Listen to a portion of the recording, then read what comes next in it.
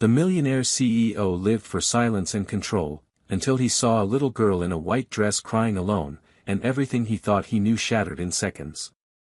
Adrian Harper had built his life around silence.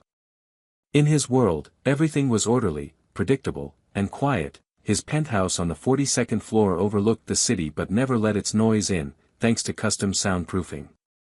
His office was a sanctuary of hushed tones, subtle footsteps, and distant city hum, always muted behind thick glass walls. Even his car drove in silence, gliding through traffic like a shadow. Adrian didn't just prefer silence, he needed it. He believed noise was weakness, that chaos broke focus, and that peace only came when distractions were shut out completely. Children, with their cries, their sticky hands, and their unpredictability, didn't belong in his life. He didn't dislike them out of cruelty, he simply saw them as a different species altogether, wild, emotional, and loud. He had built his empire in that silence, brick by brick, over years of calculated precision and disciplined solitude. That morning, like most others, had been structured perfectly. He woke at 6, worked out in his private gym, reviewed investor reports while sipping a measured cup of espresso, and left his penthouse exactly at 8:15. The only deviation from his usual path was a meeting scheduled by his assistant with a potential partner who insisted on a neutral location, a private corner in a public park near the investor's home. Adrian hated the idea but agreed, knowing the investment was worth the inconvenience. He arrived 10 minutes early, naturally. The park was surprisingly quiet for a weekday morning, the trees just beginning to bloom, birds chirping faintly overhead. He stood near the designated bench, checking his watch, then his phone, already calculating how long he'd tolerate a delay. Then, a sound pierced his carefully constructed peace. At first, it was faint, distant enough to ignore, a soft whimpering sound carried on the breeze. He glanced over his shoulder, annoyed, expecting a dog. But it grew louder. It became a series of choked sobs, high-pitched and unsteady. Adrian exhaled slowly, resisting the urge to walk away. He had no time or patience for interruptions. But the crying didn't stop. In fact, it was getting closer. Reluctantly, almost against his nature, he turned to locate the source. What he saw stopped him cold. A little girl, no more than 3 years old, was sitting on a bench a few yards away, her knees pulled up to her chest, her white dress wrinkled and slightly stained, her matching white sun hat askew. Her small hands rubbed at her eyes, and her face was flushed with tears. Her soft blonde hair peeked out from under the hat in uneven strands. She looked up, as if sensing him, and their eyes met. Brown eyes, deep, wide, and eerily familiar. Adrian stared, frozen, caught off guard not just by the scene, but by the inexplicable pull he felt. She looked like someone. Someone he hadn't seen in years. Someone whose absence had once left a space in his otherwise structured life that he had sealed off and never revisited. He told himself to walk away. The girl would be someone else's problem. A lost child, maybe, or one whose parent was nearby. But she didn't move. No adult came. And then, in a trembling voice that shook something deep inside him, she said, Are you Mr. Harper?" His breath caught. He hadn't told anyone his name in the park. No one knew who he was, he'd made sure of it. Yet here she was, sitting alone, asking for him by name. Adrian stepped closer slowly, pulse beginning to quicken. "Yes," he said cautiously. "Who are you?" The little girl wiped her eyes with the back of her hand. "Maggie said you might come." That name hit him like a bolt. Maggie. It couldn't be. Maggie had been the best friend, the confidant, the one who stood silently beside Hazel during the months Adrian had tried to forget. The girl looked up again and whispered, "My name's Lily. I'm 3. Then, more softly, "I think you're my dad." In that moment, the world tilted. The silence he had protected for years shattered like glass, not from chaos or disaster, but from the soft, shaking voice of a little girl in white who carried his eyes. Adrian stood motionless, every logical part of his mind scrambling for an explanation while his heart beat unsteadily in his chest. The child in front of him, Lily, was looking up at him with eyes that mirrored his own, and despite the shock running through him, he couldn't deny the striking resemblance. Her voice, soft and hesitant, echoed in his ears, repeating again and again, "I think you're my dad." For a man who had always dismissed emotion as noise and unpredictability as weakness, Adrian found himself suddenly drowning in both. The wind stirred gently through the trees above, and still no one came forward. No frantic parent appeared. It was just her. Just Lily. And she had come expecting him. Before he could respond, a woman hurried across the grass, breathless and clearly distressed. Her coat was misbuttoned, her hair escaping the clip that barely held it in place. The moment she saw Adrian standing next to Lily, she slowed, eyes widening with recognition and anxiety. "Mr. Harper?" she asked, though her tone suggested she already knew the answer. Adrian turned toward her, tense, guarded, 100 questions piling up behind his calm exterior. "Yes," he said evenly. "And you are?" She hesitated, glancing between him and the little girl before finally stepping closer. "I'm Maggie. I was Hazel's friend. And Lily's nanny since she was born." At the mention of Hazel's name, 1,000 memories surged forward in Adrian's mind like a sudden flood. Hazel. The woman who had disappeared from his life without explanation. The only person who had ever gotten close enough to unsettle his world. He hadn't seen her in 3 years, hadn't heard her voice, hadn't received so much as a message. And now, here was Maggie, someone tied to that chapter of his life, standing in front of him with the very proof of Hazel's absence wrapped in white lace and tiny trembling fingers. "Where is she?" Adrian asked, though he already knew the answer. Maggie's eyes welled up, and she nodded, swallowing hard. "Hazel passed away. A car accident. Just a few weeks ago. I've been caring for Lily since then, but," she broke off, looking at Lily with pain in her expression. "Before she died, Hazel told me everything. About you. About what happened. And she asked me, if anything ever happened to her, to find you. To bring Lily to you." Adrian's knees felt unstable, but he stood still, forcing composure.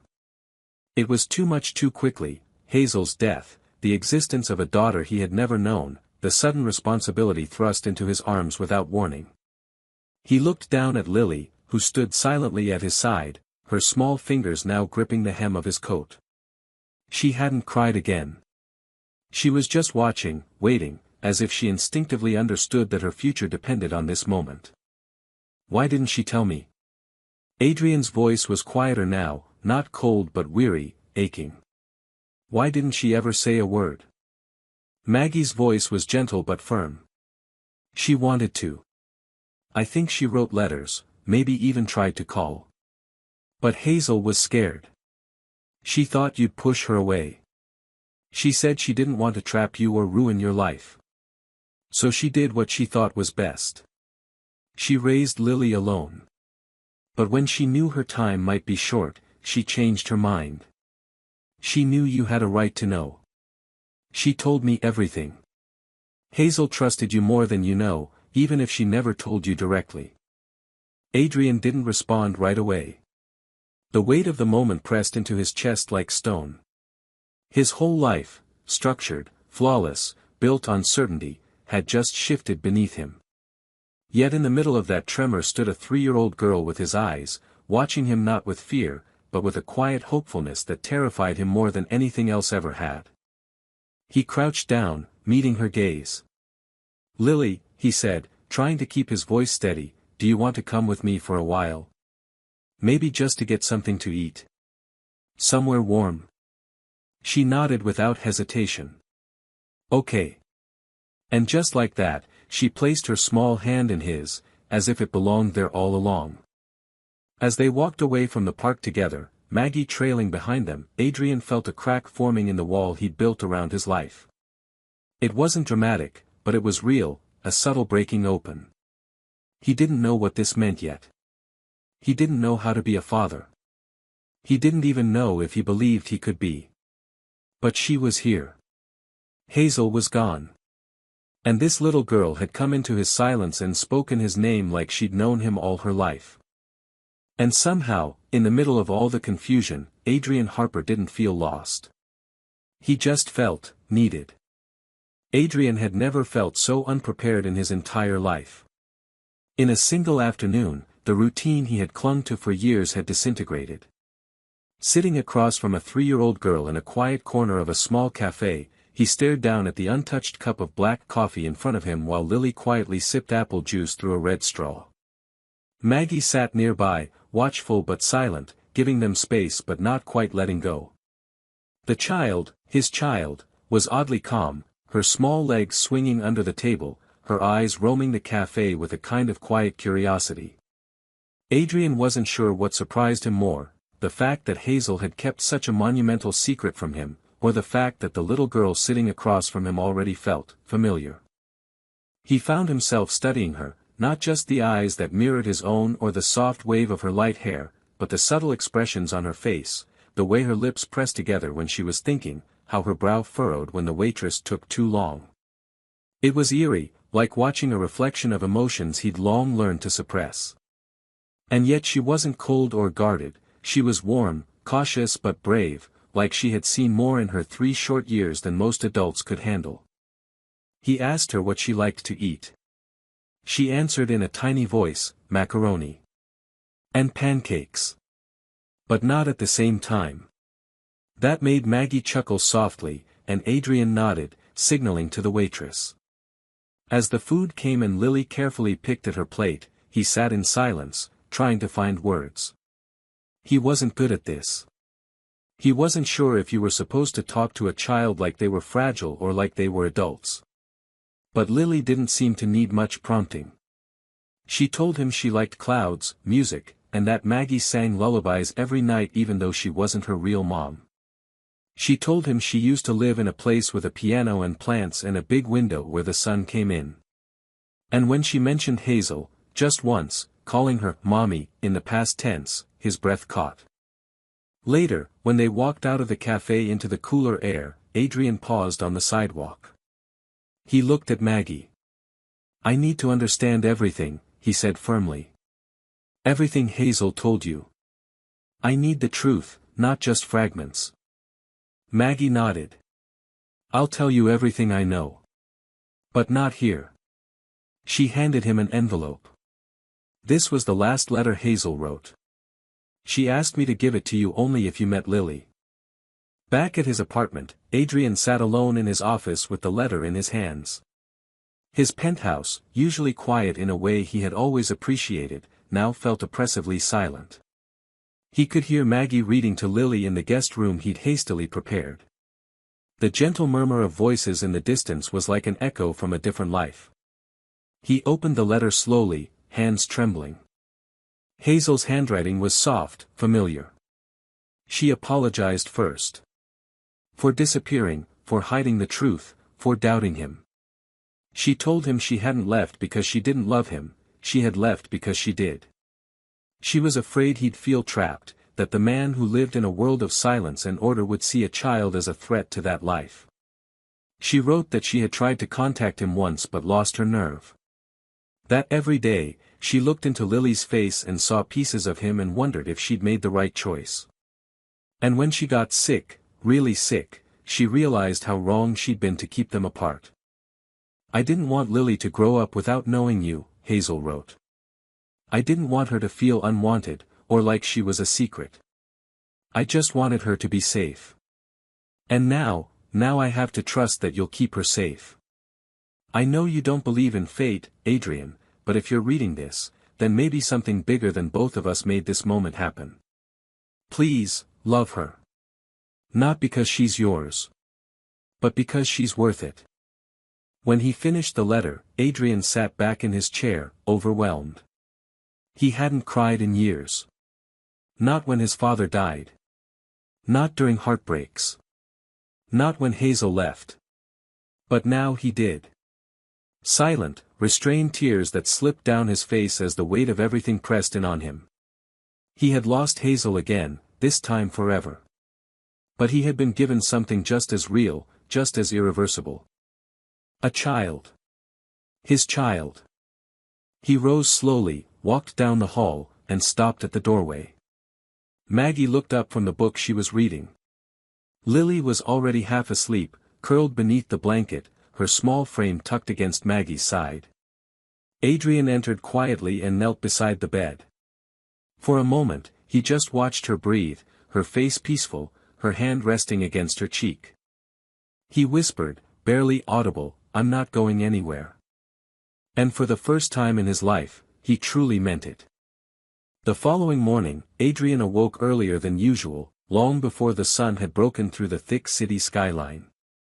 His room was still dark, but he didn't reach for his phone or his schedule like he always did. Instead, he lay there staring at the ceiling, listening, not for silence, but for something else.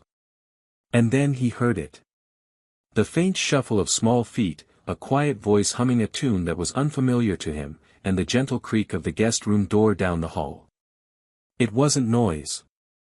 It was life. It was real. For the first time in as long as he could remember, he didn't feel the instinct to shut it out. He rose slowly, got dressed without rushing, and stepped into a day that no longer belonged to just him. In the kitchen, Maggie was already preparing breakfast. The scent of scrambled eggs and toast filled the air, and Lily sat at the counter in a chair far too big for her, kicking her feet against a wooden stool, wearing pajamas patterned with tiny suns and clouds. When she saw him, she smiled softly but didn't say anything, just watched him with curiosity, like she was still trying to figure out what he meant in her world. He greeted her gently, unsure if he was supposed to act casual or like the moment mattered more than anything. So instead of overthinking it, he asked if she wanted orange juice, and she nodded as if they'd done this 100 times before. As Maggie set down plates in front of them, Adrian tried to ignore the strangeness of how familiar it already felt. He wasn't used to anyone else being in his space this early. His mornings were usually solitary, built around efficiency and silence. But now there was conversation, small and simple, about whether strawberries were better than bananas and if socks could be worn to bed. There were crumbs on the table, a spoon clinking against a glass, and a faint giggle when he made a face at a too sour piece of fruit. And somehow, he didn't mind any of it. After breakfast, Maggie gently pulled him aside while Lily played with her stuffed bunny near the window. Her voice was low, cautious but sincere. She told him more about Hazel's final days, how quickly her health had declined, how she'd refused to let Lily see her in the worst moments, how she had planned everything in a rush once she realized she might not survive. Adrian listened in silence, every word landing heavy in his chest. She told him Hazel had never stopped loving him, that her leaving had nothing to do with rejection and everything to do with fear, fear of breaking what they had, fear that she would become an anchor in a life she thought he never wanted changed. Maggie admitted she hadn't agreed with Hazel's choice to keep the secret, but she had respected her wishes. She said Hazel's greatest regret wasn't the illness or the struggle, it was not giving Lily and Adrian time together from the beginning. It was the days they'd missed. Adrian felt that weight settle deep inside him. He didn't know how to process the fact that 3 years of his daughter's life had already passed without him. First steps. First words. First tears. He had missed all of them. And yet, Lily didn't seem to resent him. She wasn't afraid of him. She was cautious, yes, but she looked at him like she believed he belonged in her world now. Later that day, while Maggie handled some errands, Adrian took Lily to a small bookstore nearby. It was the first time he had been out in public with her alone. People glanced at him, surprised to see the reserved, famously stoic CEO holding the hand of a toddler in pigtails. She picked out a book with sparkles on the cover and clung to it like it was treasure. At the register, she asked him, quietly, "Can you read it to me tonight?" It was such a small question, but it caught him off guard. He realized he'd never read a bedtime story before. He'd never tucked a child in. But he nodded, smiled slightly, and said, "Of course." That night, as Lily lay under soft blankets in the room that was slowly becoming hers, Adrian sat beside her and opened the glittery book. His voice was stiff at first, unused to the rhythm, but Lily didn't seem to care. She watched him with wide eyes, smiling when he gave different voices to the characters, even laughing when he tried and failed to sound like a talking bear. When he finished, she didn't ask for another story. She simply whispered, "Mommy used to read to me like that. But you do it different. I like your way too." Adrian sat with her until she fell asleep, her tiny hand resting near his arm. When he finally rose and stepped out into the hallway, he leaned against the wall, overwhelmed. This wasn't about making up for lost time. It was about starting now, with what he had. And what he had was a little girl with a bunny in one hand and a book in the other, who had accepted him into her life without asking for perfection, just presence. Just love. And Adrian was beginning to understand that maybe, just maybe, that was something he could give. The days that followed settled into a rhythm Adrian hadn't expected, one that felt strangely natural despite how unfamiliar it should have been. He was waking up earlier than usual, not to check emails or prepare for conference calls, but to make sure Lily had her favorite cereal and that her shoes weren't on the wrong feet. The structure he had once worshipped was now softened by unpredictability, mornings filled with scattered toys, impromptu giggles, and questions that had nothing to do with business forecasts or market trends.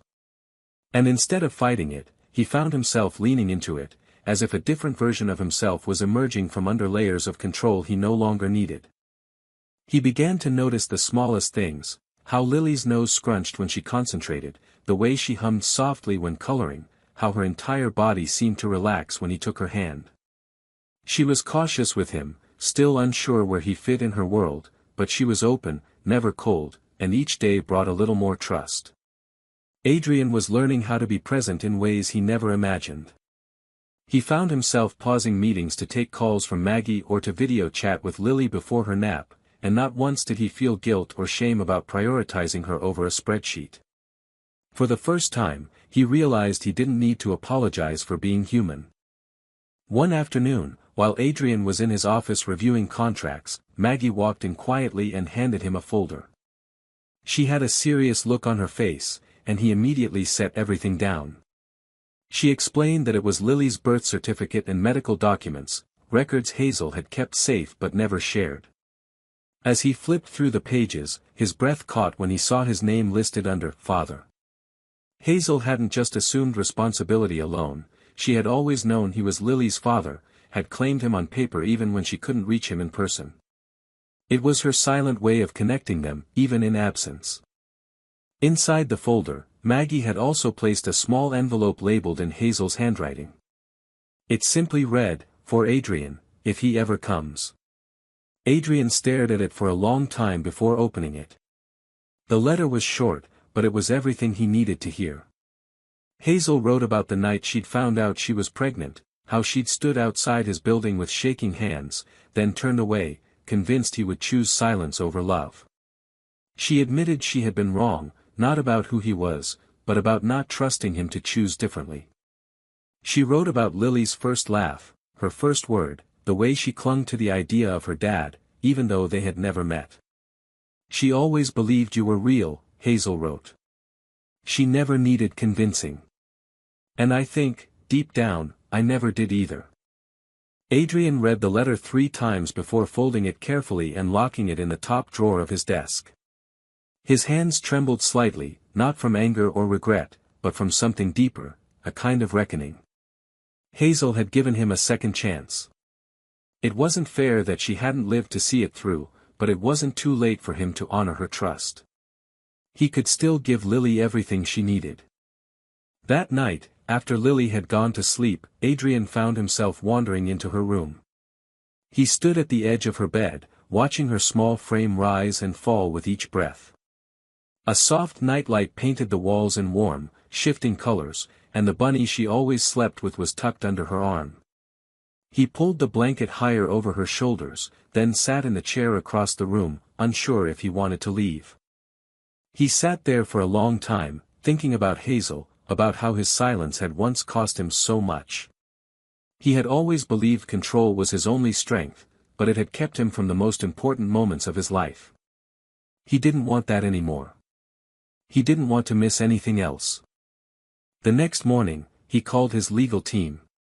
He asked them to start the paperwork for legal guardianship and adoption.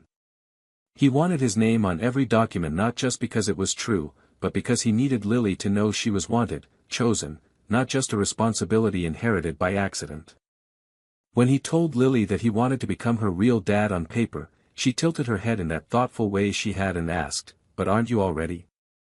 He smiled at her, heart tightening, and said, "Yes. But now I want to make sure the whole world knows it too." She didn't say anything else, just reached out and wrapped her arms around his neck. Adrian held her close, feeling the weight of her small arms and the promise they represented. He knew there was still so much to learn, and that he would make mistakes, but in that moment, he stopped being afraid of it. Because she had already accepted him, flawed, uncertain, and trying. And that was more than enough to begin. Spring came softly, brushing the city with warmth and light that made everything feel new. For Adrian, the world outside had always felt distant, too fast, too loud, too uncertain, but now he noticed the way the air smelled after rain, how the trees outside Lily's window bloomed in quiet colors, and how every part of his life had slowly shifted into something he never expected. Mornings were no longer about rushing through meetings but about packing lunch boxes and brushing tangles out of Lily's hair while she chatted about her dreams. Evenings were no longer quiet but filled with questions, little giggles, messy dinners, and sometimes tears. But it didn't overwhelm him. It grounded him. It gave his life edges that felt real, even when imperfect. Lily was growing quickly, adapting in ways that amazed him. She had adjusted to her new home with a kind of graceful resilience only children seemed to possess. She filled every room with her presence, not in a disruptive way, but in a way that made everything feel warmer. Adrian had watched as she turned his cold, minimalist space into something lived in. Her art hung crookedly on the refrigerator, her stuffed animals gathered in corners of the living room, her shoes somehow always ending up under his desk. He never moved them.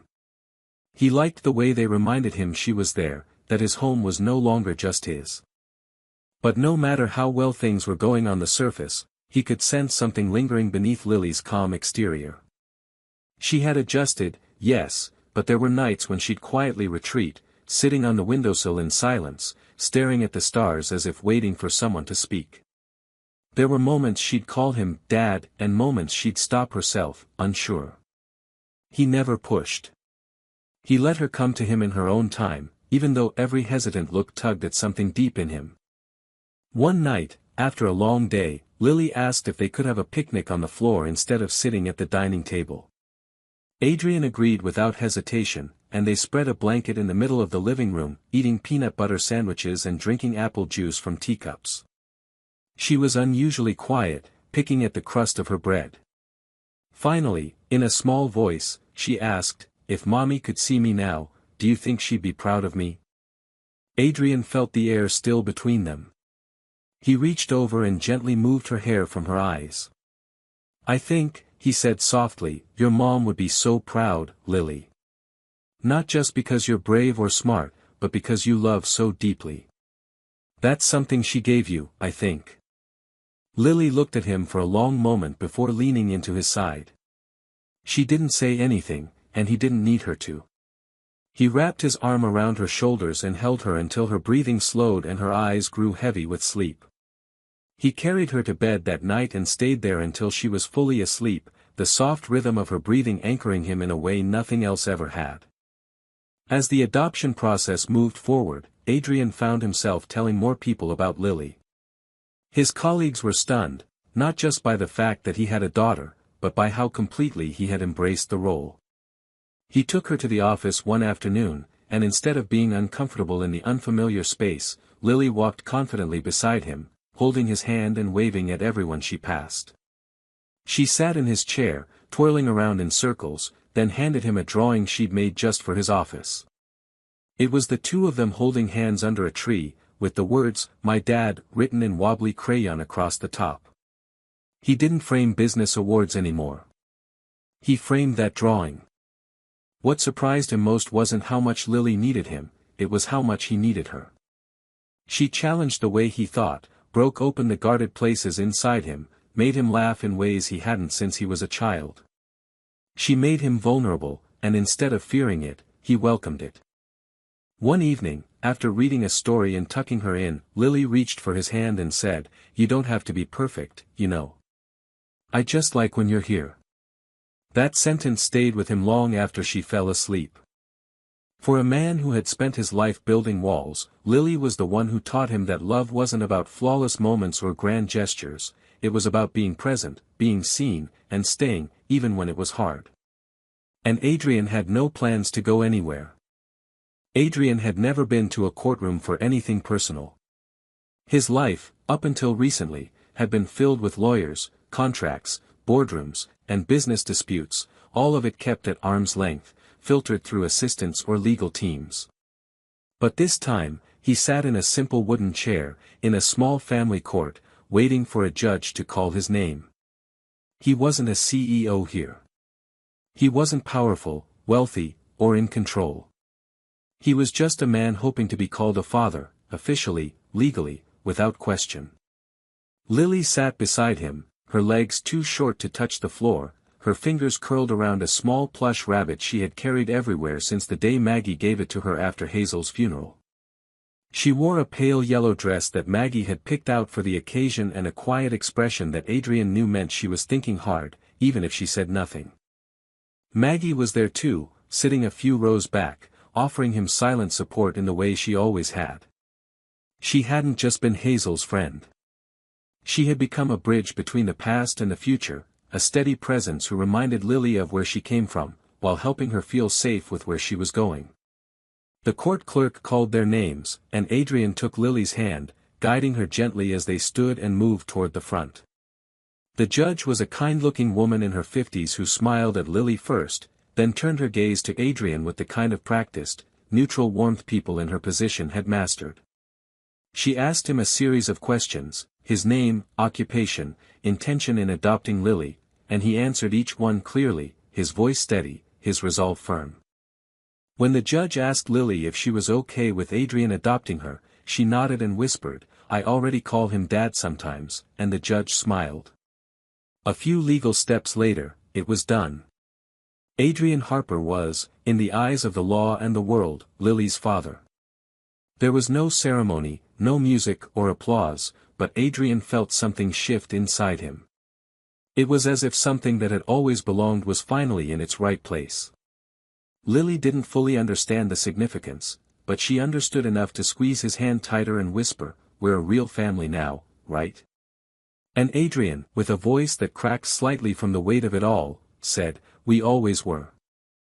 They went out for ice cream afterward, just the two of them, and sat on a bench outside the parlor watching people pass by. Lily swung her legs back and forth and asked if now that they were official, they could maybe go visit a beach sometime. She had never seen the ocean, only in books and pictures, and she wanted to build a sandcastle and find seashells. Adrian said yes without hesitation and then realized he wanted to see the ocean through her eyes more than he had ever wanted any vacation or luxury in his life. Back at home that night, they opened a small envelope that Maggie had given them earlier that morning. It was from Hazel. It had been sealed and dated 3 weeks before she passed. Inside was a photograph, an old printed picture of Hazel holding a newborn Lily in a hospital bed, both of them tired but smiling. On the back, Hazel had written a note in her familiar handwriting, "Adrian, I always knew she'd end up with you. I just wish I could have seen it." Adrian didn't speak for a long time after reading it. He just held the photograph in one hand and Lily's small hand in the other. Later that night, after she was asleep, he framed the photo and placed it on his desk next to the drawing Lily had made. It wasn't about replacing Hazel or erasing the pain of her absence, it was about carrying her memory into the new life they had built. He would never forget her, and he wouldn't let Lily forget her either. She would grow up knowing that she had been deeply loved, not just by the mother who gave her life but by the father who almost didn't know he could love at all. The next morning, Lily came into his room just after sunrise, crawling up beside him under the blankets. She didn't say anything, just tucked her head under his chin and whispered, "Good morning, Daddy." It was the first time she'd said it without hesitation. He closed his eyes and held her close, knowing without doubt that nothing in his life, not the company he built, not the wealth he acquired, not the control he used to cling to, would ever mean more than this moment. He was no longer living in a quiet world made only for himself. He was living for her. Summer arrived quietly, bringing with it golden mornings and warm evenings that stretched longer than they had any right to. Adrian found himself waking up to the sound of Lily's voice more often than an alarm clock. She would tiptoe into his room with her bunny in one hand and a new idea in the other. Sometimes it was breakfast in bed made of imaginary toast, other times it was a question about clouds or dinosaurs or why birds never seemed to get lost. He'd never imagined a life like this, but now that he had it, he couldn't imagine going back to the silence that used to define him. His world was fuller now, full of music, laughter, the occasional tantrum, and the unrelenting, beautiful chaos of being a parent. They did go to the ocean. Lily wore a sun hat too big for her head and carried a plastic pail in each hand as if her job was the most important in the world. Adrian watched her from his chair, his sleeves rolled up and sand between his fingers, and realized how much he had changed. He still checked emails, still made decisions for a company worth billions, but his time no longer belonged to business alone. It belonged to moments like these, to watching Lily chase waves and collect broken shells like treasure. She brought him one shaped like a heart and said, "This is for Mommy. I think she would like this one," and he nodded, unable to speak as he tucked it safely into his pocket. Back home, they decorated a corner of the house just for Hazel. It was Lily's idea. A small shelf with framed photos, a few of her mother's music books, and the heart-shaped shell they'd brought back from the beach. Every night before bed, Lily would say goodnight to it, whispering little thoughts or wishes. Adrian never asked what she said. It was her space, her connection, and he respected it. One evening, she turned to him and said, "I think Mommy would like you now," and he smiled, brushing her hair back from her face. "I hope so," he answered softly, knowing that all he could do was keep proving it. The adoption papers had long been signed, but the reality of their bond had taken root deeper than any legal document could reach. They celebrated their first family anniversary, in a quiet way, just the two of them baking a cake together, making a mess of the kitchen, and dancing barefoot to songs she picked. He let her choose the music even though it made no sense to him. She laughed until she couldn't breathe when he tried to twirl her and knocked over a mixing bowl. In that laughter, in that shared moment, he saw the future, imperfect, unscripted, and completely theirs. Adrian also started making changes at work. He set up a foundation in Hazel's name, one focused on supporting single parents and children dealing with grief. He didn't announce it with a press release or interviews. He just quietly directed funds, built a team, and let the work speak for itself. It felt like something that mattered in a way numbers and deals never had. He told Lily about it one night while tucking her in, and she asked if they could help other kids find their missing dads. He kissed her forehead and said, "That's the plan." As the season deepened, Lily began calling him Dad all the time. It was no longer uncertain or hesitant. It was natural. It was real. And every time she said it, Adrian felt it land in his chest like a promise. He still had hard days, still questioned himself, still feared failing her. But each bedtime hug, every morning laugh, every drawing taped crookedly on his office wall reminded him that love wasn't about perfection. It was about presence, about showing up even when you weren't sure how, about holding steady through the messy and the beautiful alike. One night, after reading her a story and turning off the light, she whispered in the dark, "Thank you for finding me." He didn't respond right away. His throat was tight, and his heart was too full. But eventually, he said, "Thank you for letting me." And as she drifted to sleep, her hand resting in his, Adrian stayed there for a long time, watching the rise and fall of her breath, knowing that this quiet, ordinary moment was the most extraordinary thing he had ever been a part of. He had spent his life chasing control, silence, and success. Now, he found peace in unpredictability, in noise, in love. And the man who once avoided every emotional risk had discovered that the greatest gift wasn't in what he had built, it was in who he had become. Not the CEO, not the millionaire, not the man who ran from connection. He was Lily's father. And in the life they now shared, that meant everything. In my opinion, the ending of this story is exactly what it needed to be: quiet, deeply emotional, and full of earned hope. It doesn't rely on dramatic twists or over-the-top gestures, but instead finds its power in small, intimate moments that carry immense weight. Adrian's transformation isn't sudden or perfect, it unfolds gradually, through discomfort, grief, and love he never thought himself capable of. What makes the conclusion so beautiful is that it doesn't try to erase the pain of the past, it embraces it, learns from it, and builds something stronger in its place. Lily's presence brings out a version of Adrian that he didn't know existed, and watching him grow into that role, not because he had to but because he chose to, is incredibly moving.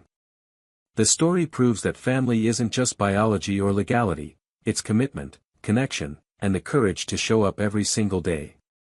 And in the end, Adrian isn't a hero because he's wealthy or successful, he's a hero because he becomes present, vulnerable, and willing to love fully. That, to me, is the most powerful kind of ending.